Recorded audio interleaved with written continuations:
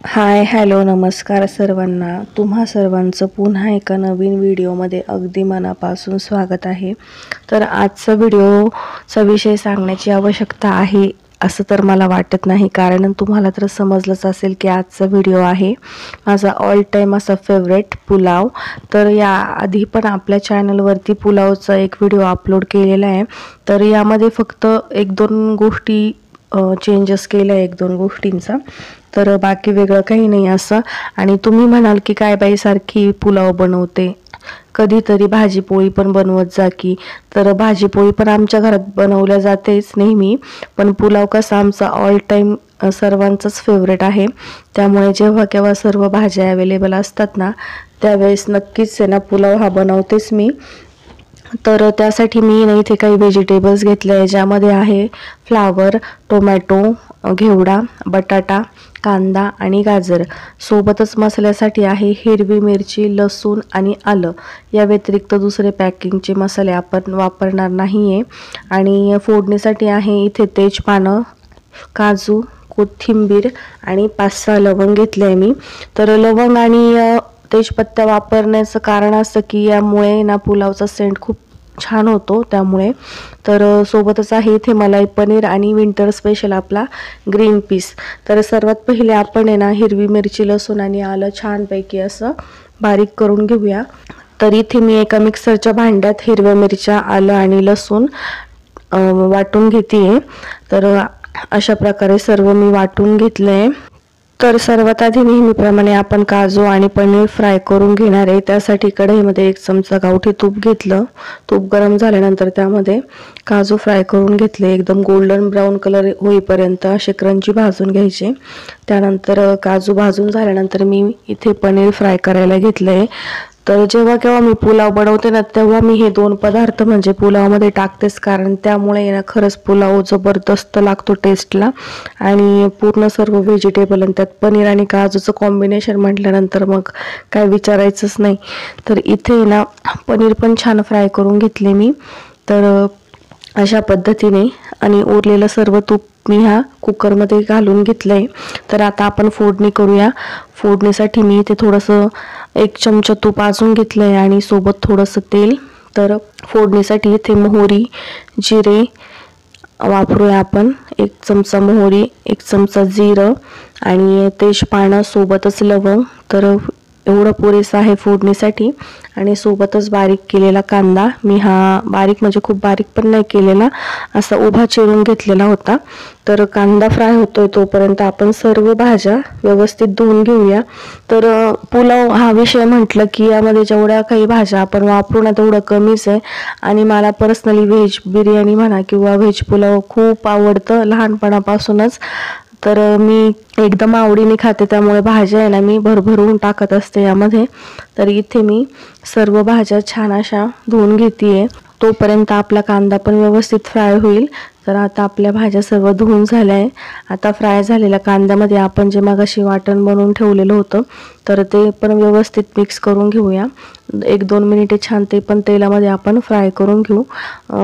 हे वाटण व्यवस्थित फ्राय झालं ना की यामध्ये जो मिरचीचा एक्स्ट्रा तिखटपणा जो असतो ना तो निघून जातो, म्हणून व्यवस्थित वाटण हे तेलामध्ये फ्राय करून घ्यायचं.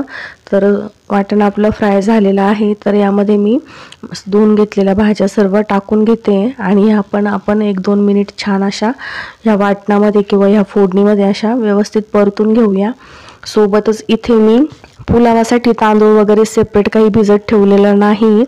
ज्यावेळी आपल्याला फोडणी करायची असते त्याच वेळी मी तांदूळ धुवून फोडणीत टाकत असते, त्यामुळे आधी मी काही तांदूळ असा सेपरेट काही भिजवून ठेवत नाही. तर इथे मिक्सरच्या भांड्यात थोडाफार मसाला शिल्लक होता, त्यामध्येच मी अर्धा कप पाणी टाकून ते पाणी मी ह्या फोडणीत टाकलं, जेणेकरून आपली फोडणी आणि भाज्या जळणार नाही. तर इथे मी बासमती तांदूळ घेतला आहे 3 वाटी आणि तो व्यवस्थित मी आता स्वच्छ 2-3 पाण्याने धुवून घेते. तर एवढीच प्रोसेस असते माझी, सेपरेट मी काही भिजवत बसत नाही तांदूळ. तर इथे तांदूळ स्वच्छ धुवून घेतले आणि आता तो पण आपण यामध्ये घालून घेतोय. तर व्यवस्थित तांदूळ पण आपण या फोडणीमध्ये मिक्स करूया. आणि तांदूळ आहे ना असा म्हणजे ही फोडणी मिक्स करताना एकदम हलक्या हाताने ना सर्व पदार्थ मिक्स करायचे, ज्यामुळे तांदूळ हा तुटत नाही. तर इथे 3 वाटी तांदूळ वापरलाय मी. तर त्यासाठी मी 2च ग्लास पाणी टाकलं आहे, एवढं सफिशियंट आहे. सोबत 2 चमचे मीठ. आज मी आपल्या या पुलावच्या रेसिपीमध्ये फूड कलर वापरते, जेणेकरून आज आपल्या पुलावचा कलर पण थोडासा छान आणि वेगळा दिसेल. कारण आपण फोडणीमध्ये ना कुठलाही हळद किंवा मसाले वगैरे वापरले ना, मिरची वगैरे वापरली, त्यामुळे आपला पुलाव हा सफेद न दिसता आता आज थोडासा पिवळाही दिसणार आहे आणि थोडा सफेदही दिसणार आहे, दोन कलरमध्ये. तर इथे भातातलं पाणी जरासं आटलंय आणि मी फ्राय केलेले काजू आणि पनीर यामध्ये टाकून घेतलंय आणि सोबतच वरतून हिरवी कोथिंबीर. आता आपल्याला हे व्यवस्थित मिक्स करायचं आहे आणि एकदम लास्ट स्टेजला म्हणजे भातातलं पाणी पूर्णपणे आटल्यानंतर आपण जो फूड कलर मिक्स करून ठेवला आहे तो आपल्याला यामध्ये टाकायचं. इथे आपला तांदूळ पण आहे ना भरपूर शिजला आहे. तर एकच शिट्टीमध्ये आता आपला पुलाव रेडी होईल. तर भरपूर पाणी आटलंय बघा, पूर्ण पाणी सर्वच आटलंय असं म्हटलं तरी चालेल.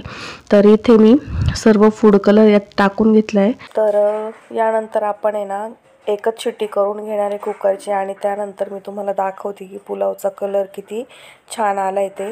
तर इथे कुकरची एक शिट्टी झाली आहे आणि आता मी गॅसची फ्लेम बंद करते आणि कुकर पूर्ण थंड झाल्याच्या नंतरच मग आपण व्यवस्थित चेक करूया की आपला पुलाव परफेक्ट शिजलाय की नाही. तर इथे कुकर आता मी थंड व्हायला ठेवते. तर आपला कुकर आता थंड झालाय आणि बघा पुलावचा कलर किती छान आलाय. आपण जो येलो फूड कलर वापरलेला होता तो पण एकदम व्यवस्थित, म्हणजे अर्धा तांदूळ सफेद आणि अर्धा तांदूळ पिवळा असं दिसतंय.